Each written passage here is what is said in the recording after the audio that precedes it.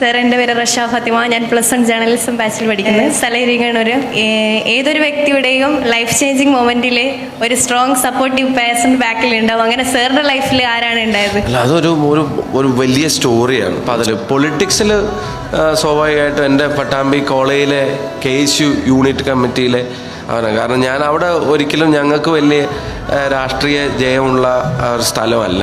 അവിടെ പലപ്പോഴും ഞങ്ങൾ പരാജയപ്പെടുന്ന ഒരു സ്ഥലമാണ്. അപ്പം അങ്ങനെ ഒരു സ്ഥലത്ത് വിദ്യാർത്ഥി രാഷ്ട്രീയത്തിന് ഇറങ്ങുമ്പോൾ വലിയ ചലഞ്ചസ് ഉണ്ടായിരുന്നു. വീട്ടിലാരും അതിന് അനുകൂലമായിരുന്നില്ല.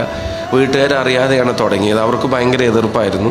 അപ്പം ഞാൻ അതിനകത്ത് ഇറങ്ങാൻ പാടില്ല എന്നുള്ള നിർബന്ധം ഉണ്ടായിരുന്നു. പക്ഷെ എനിക്ക് ആളുകളുമായിട്ട് ഇൻട്രാക്ട് ചെയ്യുന്നതും അവരുമായിട്ട് സംസാരിക്കുന്നതും അവരുടെ ഭാഗമാവുന്നതും ഇങ്ങനത്തെ ഓർഗനൈസിങ്ങിൻ്റെ ഭാഗമാവുന്നതൊക്കെ എനിക്ക് ഭയങ്കര ഇഷ്ടം. എൻ്റെ ഒരു പാഷനും ഈ ഐഡിയോളജിയോട് എനിക്ക് ഭയങ്കര താല്പര്യം ഉണ്ടായിരുന്നു. അപ്പോൾ ആ ഒരു യൂണിറ്റ് കമ്മിറ്റിയിലെ ആളുകൾ അവരാണ് എൻ്റെ ഈ ഒരു ജേണിയുടെ ഏറ്റവും വലിയൊരു ഇൻസ്പിറേഷനായിട്ട് വന്നത്. എനിക്ക് ഏറ്റവും ഹൃദയബന്ധവും എനിക്ക് ഏറ്റവും ആത്മബന്ധവും എനിക്കിപ്പോഴും ഞാൻ ആദ്യം ഒരാളെ പറ്റി ആലോചിക്കുമ്പോൾ മുന്നോട്ടുള്ള പോക്കിനെ സംബന്ധിച്ചോ പ്രയാസങ്ങളെ സംബന്ധിച്ചോ സങ്കടം വന്നാലോ സന്തോഷം വന്നാലോ എനിക്ക് വടകര ഇലക്ഷൻ ജയിച്ചപ്പോൾ അത് ആര് കാണണമെന്ന് ഞാൻ ആദ്യം ഏറ്റവും കൂടുതൽ ആഗ്രഹിച്ചിട്ടുണ്ട്. എനിക്ക് വടകരയിലെ ഞാനൊരു ഇൻ്റർവ്യൂവിൽ പറഞ്ഞിട്ടുണ്ട്, വടകരയിലെ ജനങ്ങളിങ്ങനെ ഭയങ്കര രാത്രി 12 മണി 2 മണി 3 മണിക്കൊക്കെ ആയിട്ടും ആളുകൾ കുട്ടികളൊക്കെ ആയിട്ട് വന്ന് ഇങ്ങനെ സ്നേഹം തരുമ്പോൾ നമ്മളത് അനുഭവിക്കുന്നത് അത് വേറൊരാൾ കാണണം. എനിക്ക് കിട്ടുന്ന ഒരു ഇഷ്ടം സ്നേഹം അല്ലെങ്കിൽ അതൊരാളും കൂടെ കാണണം എന്ന് ഞാൻ ആഗ്രഹിച്ചു പോയിട്ടുള്ള ഒരാളുണ്ട്.